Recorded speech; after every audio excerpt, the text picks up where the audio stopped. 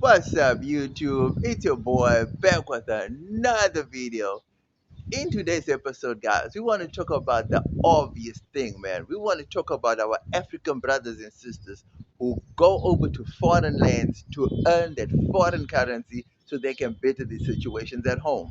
But the problem is, some of these lands that our brothers and sisters go to, they end up losing their lives, they end up working as slaves, and they end up just not enjoying their entire experience. And then their whole existence in those countries is a terrible and even a tragic one. So that's what we're going to get into today. So don't forget to like, comment, share, and subscribe to the channel. You know we family, right? Holla.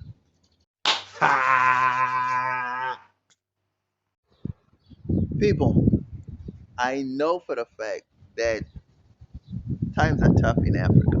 I know for a fact money's tight. Things are bad. People are desperate. People will do anything to get a better life, right? Totally understand that. My whole point is when you go to, or when you decide that you're going to go and earn money in a foreign country, do you do your research? Do you find out the history of treatment of black people, especially black and brown people in that country? I mean, people, let's give you an example, right? So for now, I'm specifically targeting, we're talking about the Middle East. People, there's this system called the kafalla system. It's like they call it like a sponsorship where your employer acts as your sponsor, right? Guys, the kafala system, from what my research shows me and the videos I've watched, it's not a good system at all because these people take away they take away your passports, they take away your IDs. You're virtually at their mercy, and you get to work 7 days a week. I don't know if most of them are like that, but from the horror stories that I've seen online, it seems like a lot of them are like that. So we cannot just paint every Arab family with a bad brush, right? So some reports have come out saying that the systems, the experience, their whole life over there was just a shambles. Some even regretted going. Some don't want to go back. Others just have a total disdain for Arab people now because of the experience they had in the Middle East. Now, people, I always say, stay in your lane. Let me give you an example. Let's just say what? Let's just say it's bad in, let's just say it's bad in Mozambique, bad in Zimbabwe, it's bad in the Gambia, bad in Burundi, bad in, I don't know, Niger or Djibouti. We have 53 other African countries to choose from. I don't think the situation in Djibouti, in Burundi, is the same as the situation in South Africa, in Kenya, or in Malawi, or Namibia. I don't think so. I think every country is a little better than the other. So you have 53 different other experiences to choose from before you call it quits, before you decide to go overseas. Now, I could be wrong on this, right? But that's my way of thinking. It's like, let me try my best to build up Africa, to live within Africa before I venture outward. I mean, guys, you hear about the slave markets in Libya. That's well documented. Why would you go there? Why on God's green earth would you go there? Why would you go there? I mean, it doesn't make sense. But you need to understand that your life is far more important than money, than any luxury goods that you're hoping to achieve by going to those lands and trying to get that money so you can buy these luxury things. Come on, people. Your life is far more important than that. So, before you migrate out of Africa, try your best to make it work in Africa. Try to be as closest to home as possible before you venture further afield. That's my logic. That's my way of thinking. Like I keep saying, I could be wrong, but I don't want to be greed. Greed must not be the driving force for me to go further afield. It's not going to be that. I just want a better life. Maybe it's because I'm not materialistic. Maybe I don't have what you would call drive and ambition to get the stuff, the big flashy stuff. Maybe I don't have that. Maybe that's why I'm not trying to get to America. Maybe that's why I'm not trying to get to Europe. Maybe I'm just happy being comfortable in my nothing world with my nothingness. Maybe the little that I have for me is just good enough for me. We're all different people. I totally understand that. But even if you have drive and ambition, Americans, Europeans, they're all coming to Africa. So, which means that there is something in Africa, but we just don't see it. But the thing is, are we taking the time out to try and figure out what it is that they are coming here for?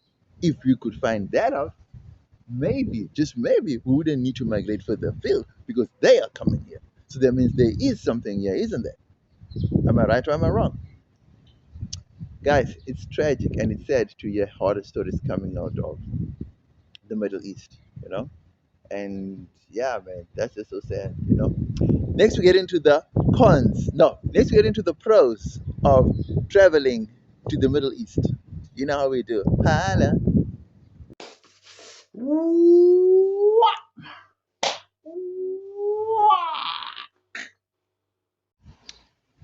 So, the pros.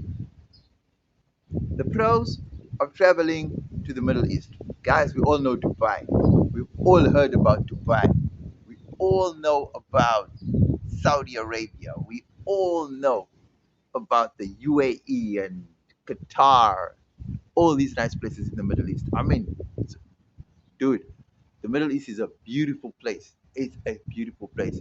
You cannot you cannot dispute that, right? Plus, the currency is strong. When you convert to most African currencies, you get to earn triple, double, if not triple, if not quadruple of what you'd be earning back home. The pros again, it's like you get to meet beautiful women. If they're into you, you get to meet a beautiful man. If he's into you, you get to experience a different culture, different climate. It's just like a dream, just being in these beautiful places. And if it's meant to be, it turns out to be great, then kudos to you. You know what I mean? It's a beautiful thing. No one should be restricted from movement. Nobody, you should be free to venture where you want to venture, work where you want to work, earn whatever currency you want to earn.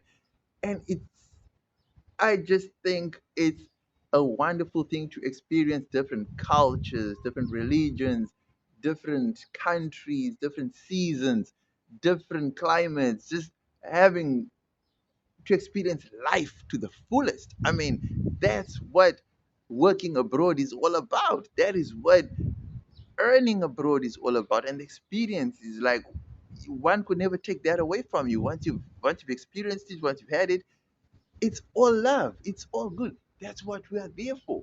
You know what I'm saying? So those are some of the pros that you get when you work and travel abroad. And nobody can take those experiences away from you. And it's a beautiful thing.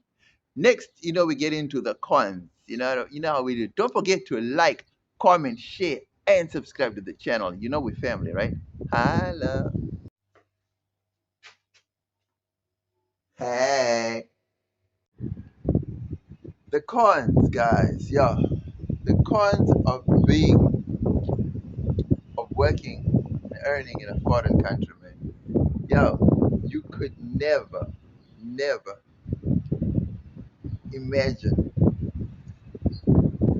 being mistreated by anyone from a foreign land. That's the last thing on your mind, right? When you go to a foreign land, you hardly ever think about the mistreatment. You go there, high hopes. You go there, spirits are high. You're just thinking the best of the best. You're not thinking of the worst of the worst. And then you find, or you land up in a family that just totally sees you as worthless. You know what I mean? They treat you like worthless. They treat you like you're worth nothing. You know, they pay you a pittance because remember, earning US dollars is great when you're converting it to your local African currencies. But if you're living in America and you're earning, I don't know, $200 a month, $500, I don't know, $200 a month, $500 a month. I don't know if $1,000 a month in America. I don't know if that's a lot of money, but I doubt that very much because $1,000 in South Africa isn't that much. Like, it's yeah, it's quite a depending on your.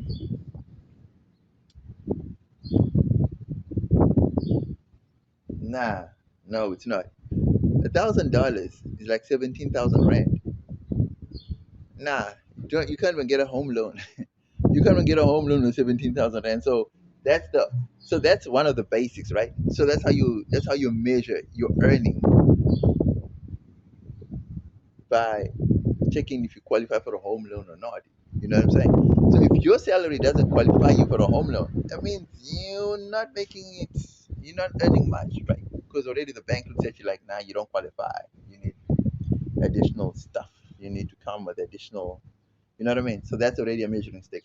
Guys, firstly, okay, so let's look at that, right? So the ill treatment. So you go overseas, you go to these Arab countries, like I've sent to these Middle East countries, right? And they treat you like worth nothing. People have been, guys, people have been unalived. You know what I mean? African migrant workers have been locked up in houses, locked up in warehouses, in factories, treated like, even the situations came out where they're exposing like the people that built the World Cup stadiums in Qatar, the working and living conditions of those South Asian workers. It was just horrific scenes coming out of there, guys. So the experiences of some of the horrors that these people have been through and go through is shocking, to say the least. So think about all that before you think of migrating, guys. Do your research. I always say, dude, try your best to do your research and always go to countries where people see you as a person and treat you like a person, like a visitor, not like a slave. Always do that, guys. Some of the negative things, like the weather, sometimes the heat is too much, the people are bad, the earning potential in certain sectors on that in those countries are just horrific. So look into all of those cons before you go into certain countries, guys. Like I always say, man, certain regions in this world you just need to avoid. Really, I know you're desperate, but guys, come on. Some things you can avoid. Your life is far worth more than whatever money and currency you may offer in certain regions of the world. Trust me. Yeah. Next, we get into the final verdict. You know how we do. Holla. Oh, damn. People, my final verdict, right? Do what's best for you.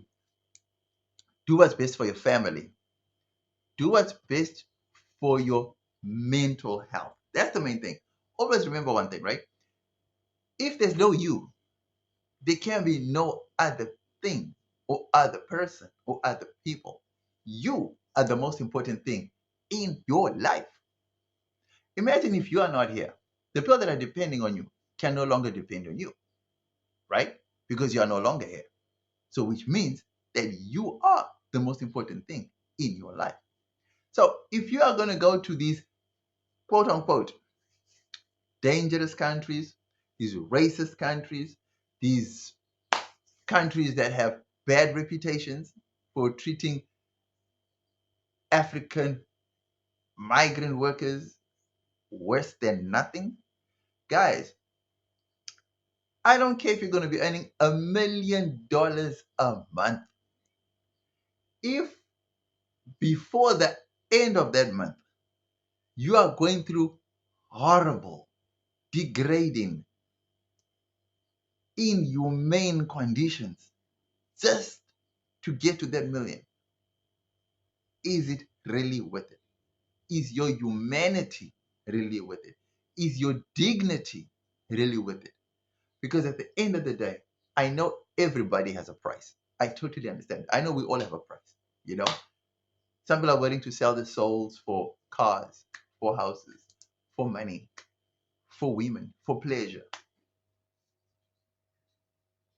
To each his own.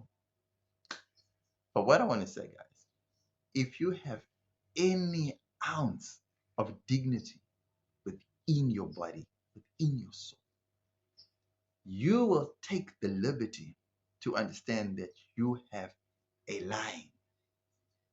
And that line you will not cross. No amount of money, no amount of flashy things, no amount of beauty, no amount of sexiness, or no amount of um good times could let you go past that line.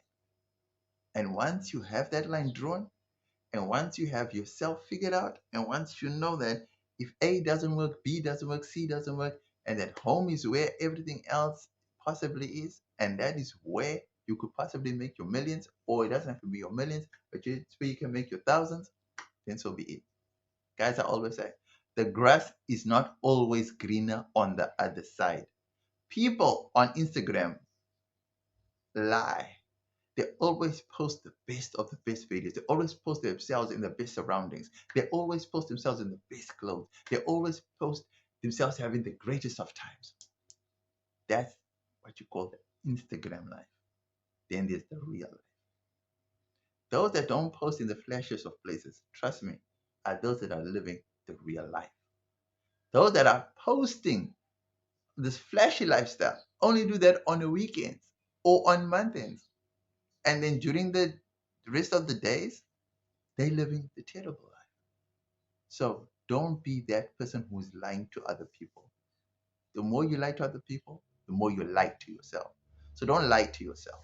That's the main thing. Don't live a lie. Live the truth. Live happy. Your happiness and your mental health comes first before any other thing. With that, hand to head, salute. Guys, please don't forget to like, comment, share, and subscribe to the channel. You know we family, right? Holla. Now you see me? Now you don't.